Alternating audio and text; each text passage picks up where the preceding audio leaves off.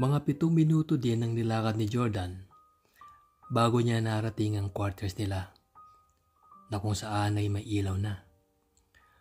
Ngunit bago pa man siya humakbang palabas sa madilim na daanan mula sa outpost, Mr. Jordan Kembao, ang narinig niyang mahinang ngunit malinaw na pagkabigkas ng pangalan niya. At nanlamig agad siya sa kaba. May nakatayo sa may poste, si Kapitan Vince Reyes. Hindi naka-uniforme, naka-t-shirt lang na puti at kaki na pantalon.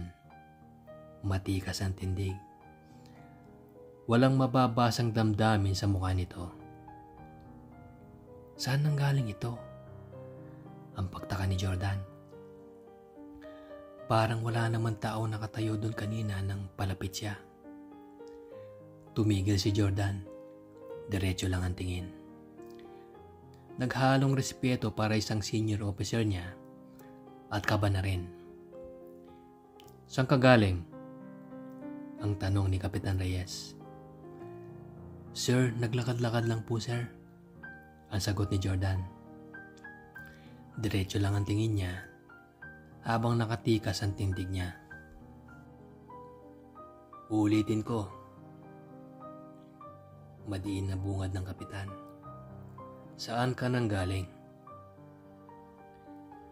Sir, naglalakad lang po sir. Ang sagot muli ni Jordan. At kung sabihin ko sa ama mo, si Colonel Kembao, yung totoong ginawa mo, malinaw na may pagbabanta ang tono ng boses ni Kapitan Reyes. Dama ni Jordan ang naiibang diin sa pagbigkas ng kapitan ng salitang totoo. Hindi na sumagot si Jordan. Huminga siya ng dahan-dahan para huminahon ang nangangatog niyang dibdib.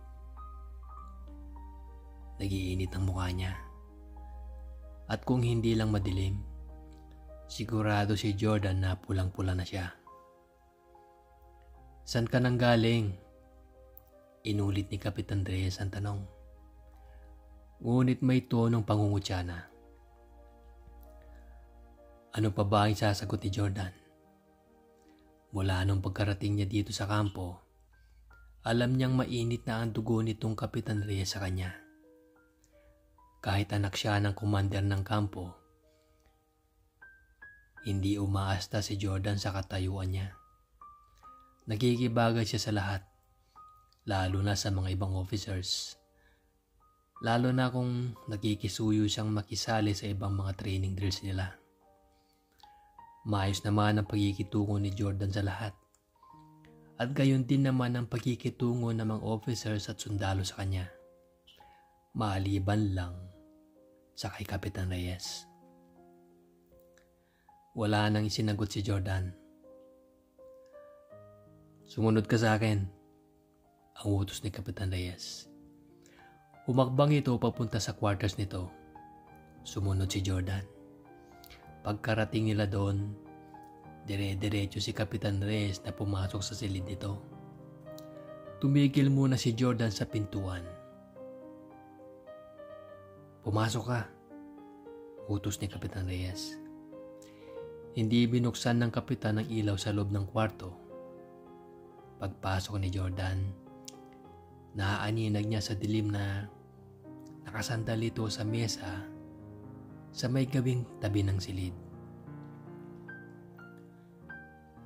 Ano ang gusto mong sabihin ko sa ama mo? Ang mapangutyang tanong ulit ng Kapitan Reyes. Yung totoo, ang sabi nito.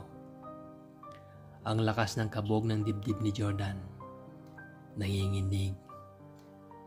Nagiging komplikado na ito. Unti-unti na siyang nagpapanik. Hindi nakatulong sa estado niya na nakatayo siya sa loob ng silid ng kapitan na walang suot kundi shoes lang at tsinelas. Hawak-hawak sa kamay niya ang sando niya na hindi niya naisuot kanina sa pagmamadali niyang makaalis sa outpost. Sana hindi mahalata yung pawis na bumabalot sa katawan niya. Iniisip ni Jordan. O ano na? Mapilit ang boses ng kapitan. Sir, ang kabadong sumagot si Jordan. Ano ho ang pwede kong gawin? Hindi alam ni Jordan kung bakit yun lang ang naisip niyang isagot. Mahina ang sagot ni Kapitan Reyes habang dahan-dahan itong lumalapit kay Jordan. Ano sa palagay mo ang pwede mong gawin? Ang sagot nito. Hindi makakilos si Jordan. Naging blanko ang isip niya. Napagtanto niya na wala na talaga siyang ilulusot pa dito.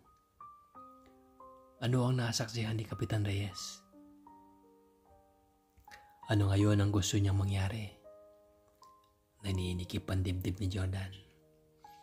Pinagpapawisan si Jordan kahit na may konting hangin naman na pumapasok sa maliit na bintana sa bandang likod ng kwarto ng kapitan.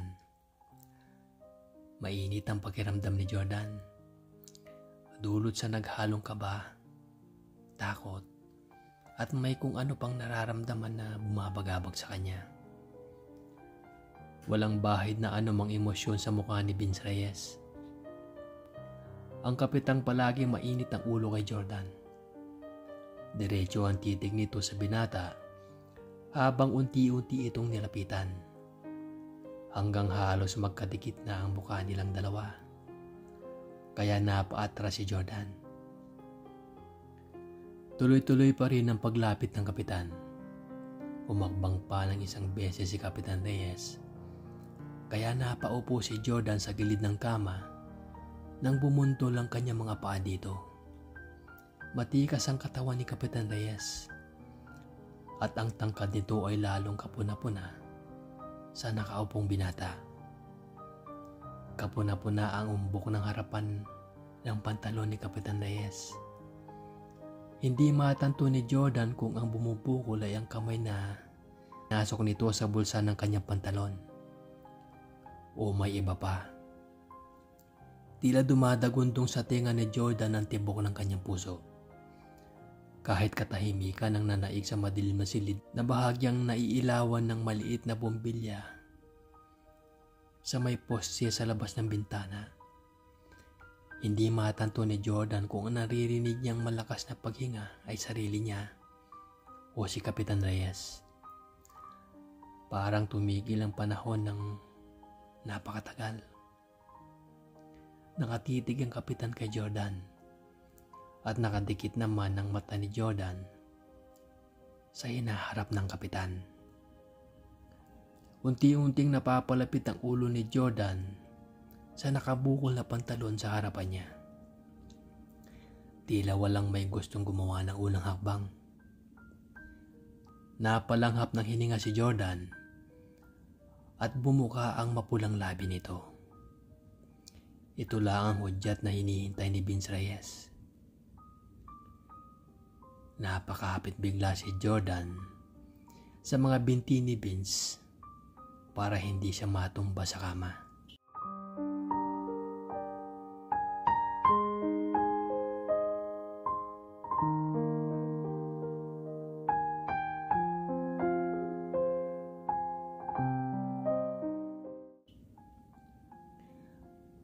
Akala ni Jordan na mawawalan na siya ng ulirat nang binitawan siya ng kapitan. Napaubo siya habang nakakapit pa rin siya sa mga hita ni Vince. Umatras si Kapitan Reyes ng ilang hakbang papunta sa gitna ng silid niya. Dito ka! Masungit na pag-utos niya kay Jordan. Tumayo si Jordan at sumunod sa utos. Sa harap ng kapitan, lumuhod ang binata sa sahig.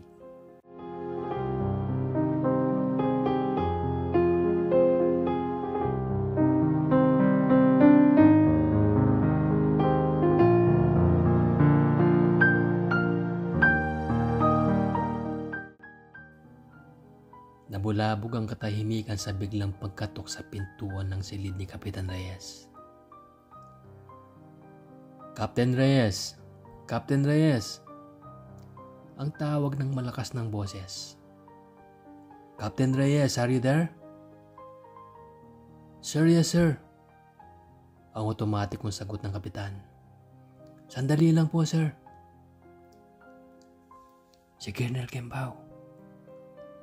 Ang kabadong bulong ni Vince sa sarili niya. Nanlamig si Jordan at napatigil. Dali-daling inalis ni Vince sa may bibig ni Jordan at tinatupag ang pag-ayos ng kanyang kasuotan. Shh! Huwag ka maingay.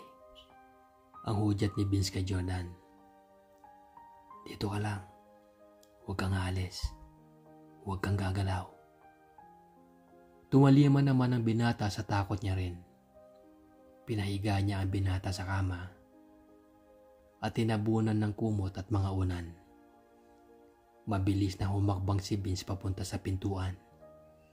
Binuksan ng bahagya lamang at lumabas.